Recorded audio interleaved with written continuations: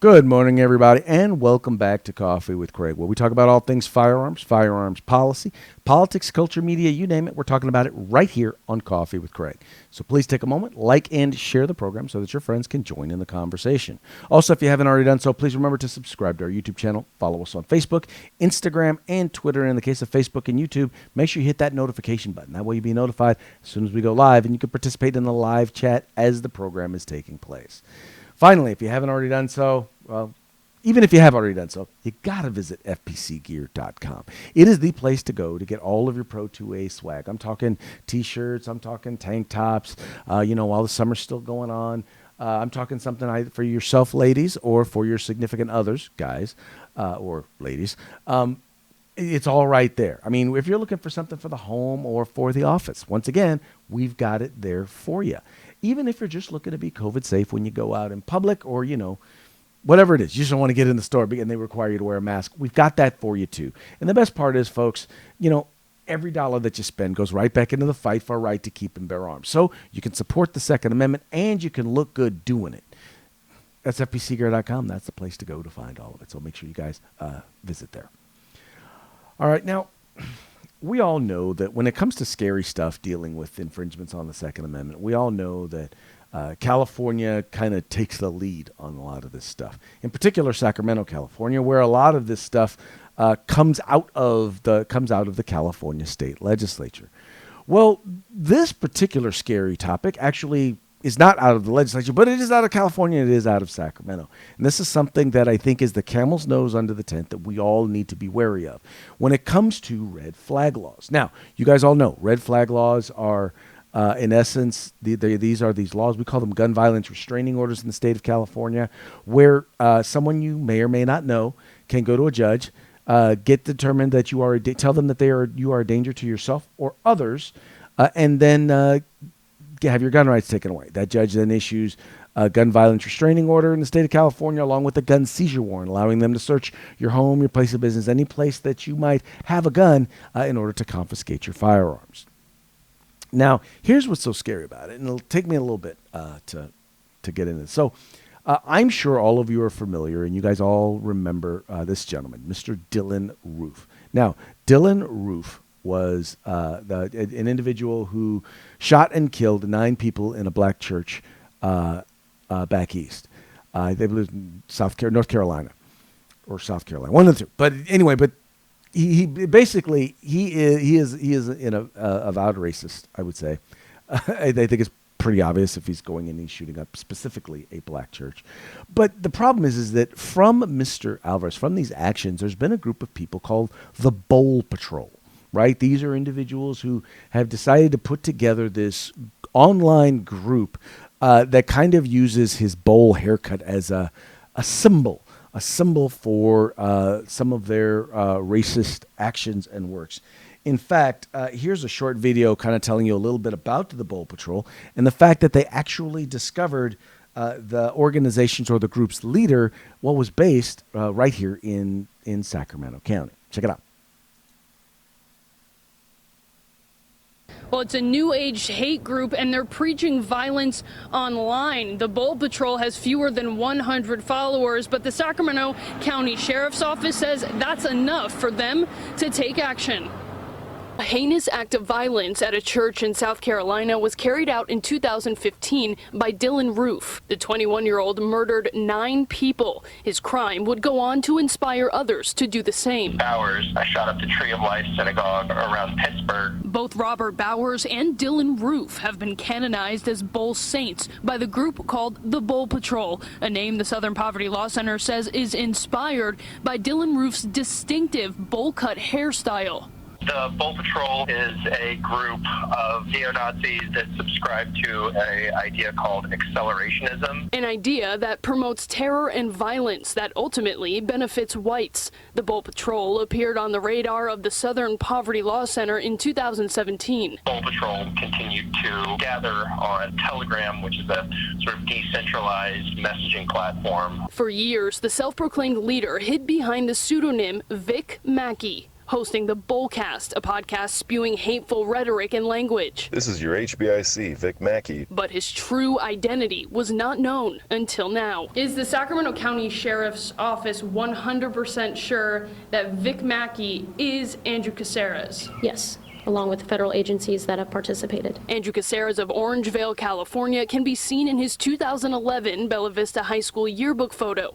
Caceres now the target of a multi-agency investigation. For a little over 3 weeks, our detectives, along with multiple federal agencies, have been looking into Andrew Caceres. The sheriff's office serving a search warrant just weeks ago at this house.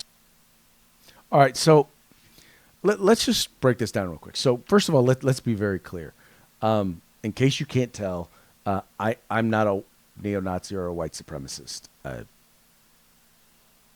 Just saying. Or at least I haven't been invited to any of the meetings. But and by the way, FPC denounces any of this crap. I mean, we're talking, we believe in civil rights. We believe in all the rights for all the people all the time, right? But when we say that, one of the most challenging things that when it comes to rights is that there are some people with whom we disagree that we wish didn't have all of their rights. And one of them, quite frankly, is this guy. We wish, but guess what? He still has rights just like anybody else. In particular, he has a right to free speech, right? Now, here's the thing. There's no doubt in my mind that this dude is a racist. Absolutely, positively, no doubt. There's positively absolutely no doubt that if, given the opportunity, this guy probably deserves to get his, he deserves a beatdown, probably. I don't know. I don't know what he's done. But ultimately what it comes down to is this. Has he broken any crimes? I mean, has he broken any laws? Has he violated any laws? Well, here's the issue when we talk about, once again, red flag laws. Well, here's what they did. Based on the Bullcast, right? Based on some of the hateful rhetoric that they've heard through the Bullcast and some of the things that they've seen posted online from the Bull Patrol, they went and got a gun violence restraining order against this individual. All right? So in other words, mind you, he didn't commit a crime. He may have said, and I firmly believe he said some really outlandish, heinous stuff. No doubt. But because of what he thinks, because of what he said, not threats or anything like that, he's been deemed to be a hate group. Yeah, a hate individual, leader of a hate group. And as a result, they went and they got a gun violence restraining order against him. Right? They went and got a gun violence restraining order against him, and guess what they did? Check it out. So we're able to obtain a gun violence restraining order against him and a search warrant, and a firearm was seized. Using Mr. Caceres' online activity to get them in the door. This search warrant, it's the first of its kind, at least in the country, as far as how we obtained it and were able to serve it. He was posting enough racist rhetoric and propaganda on Facebook that it was concerning that his behaviors could become violent in retaliation. Still deserves to be raped and murdered. Local agencies are keeping a close eye on the house connected to Andrew Caceres. As for the FBI, they don't police ideology. They will only take action if a person threatens violence or actually commits a crime. But the Sacramento County Sheriff's Office wasn't willing to wait. Instead of waiting for him to go out and commit acts of violence, per se, they were able to ideally stop it before it started, but he did have a firearm in his possession. All right, so I want you to break down exactly what you heard was, for the first time ever, they went and they got a restraining order. The police did in this case. They went and got a restraining order not because he threatened anybody, not because he committed any crime, but because they thought that because the stuff he said was so angry and so hateful that he might create a crime. That and by the way, just note there at the very end, the FBI said, look, they're not going to go out. Now, the FBI is part of this investigation. They're investigating him because, it sounds like this is a hate group that is coming together, and they need to keep an eye on them to make sure, in the event that something does happen, they've got these folks to look at. I get that. I get that. But they didn't take action because this individual hadn't committed any crime. According to the FBI, he hasn't threatened anybody. So if they haven't threatened anybody and they haven't committed a crime, but yet this individual has lost his rights, has had his firearm seized. Now, here's the other thing. This is the thing I need you guys to see here. They used it to get a search warrant. Think about that. You have a constitutional right against unreasonable search and seizure, but they utilized it to get a search warrant. Now, do you think that the only thing that they were looking for was guns? Do you think the only thing they were looking for was the firearms that they felt they needed to seize because they believed this individual was a danger to himself or others? Do you think their investigation, their search of the home or his place of business, do you think it stopped with that? I don't think so. And I'm going to venture to say, no, it probably didn't. And that was one of the things when this whole idea was first coming up in the state of California that we talked about was, is this going to be a way in which law enforcement is going to get around actually having to have facts and data to get an actual warrant? Is this something they're going to be able to utilize to engage in unreasonable search and seizure? Well, the FBI didn't think that there was enough to search this guy's home, but yet Sacramento County Sheriff's Department did. Folks, I'm just going to be honest with you. If you are center right, okay, one does not have to go very far to realize far to the center right. One only need wear a red hat with the letters MAGA on it. In many cases, to be considered a member of a hate group.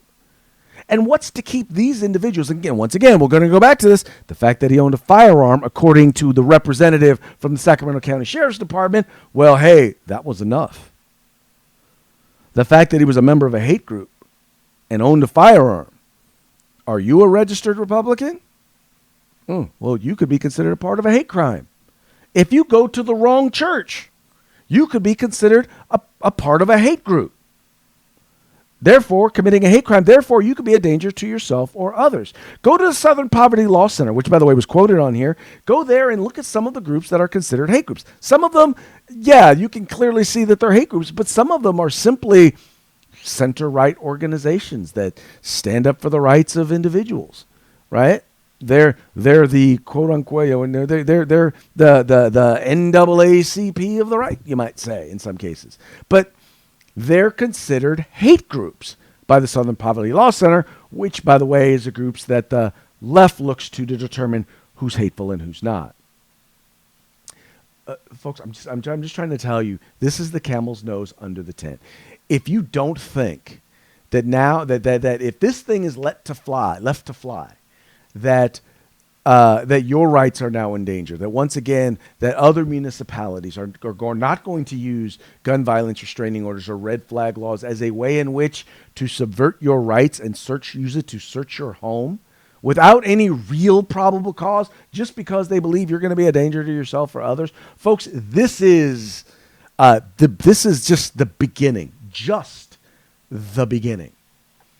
And even though I detest everything that this individual and this organization stands for, all less than 100 of them, I will forever stand against the hate that they spew. But I will forever stand up and fight for their right to spew it. As long as they're not threatening people, as long as they're not committing acts of violence, as long as they are not breaking the law, and I'm doing one of those other two, then unfortunately, you know what? Rights are dangerous. They are. And even though I might be offended, being offended does not mean that someone else loses their rights simply because they offend me. That's the sort of cancel culture stuff that the folks on the other side do. And that's not something that we ought to be engaged in. Anyway, you guys need to keep an eye on stuff like this. We need to pay attention to stuff like this. And they're going to use, and they're only going to point to the worst case scenarios where this stuff happens. But what they're not going to tell you is this stuff is happening already. People are losing their gun rights because of their ideology, because of the way that they think. And it's not as extreme as is the case in the Bowl Patrol. And folks, we need to stand up and we need to fight against this sort of stupidity or madness. Anyway, folks, that's going to be it for today's Coffee with Craig. We very much appreciate you tuning in. We appreciate you liking and sharing the program, telling your friends about the Firearms Policy Coalition. We are the home in the fight for civil rights. Got to use them or you're going to lose them. You guys take care. If you like our videos, follow, subscribe, like, and share.